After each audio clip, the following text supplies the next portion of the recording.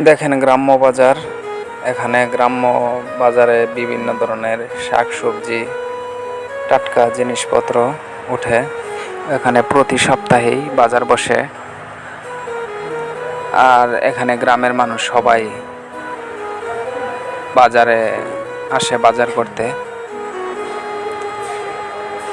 গ্রামের বাজারে সব কিছুই টাটকা পাওয়া যায়, সত্যি অসাধারণ। আপনি না দেখলে বুঝতে পারবেন না। দেখেন এখানে কৃষকরা ফসল ফলিয়ে এখানে বাজারে এনে বিক্রি করে। এই দেখেন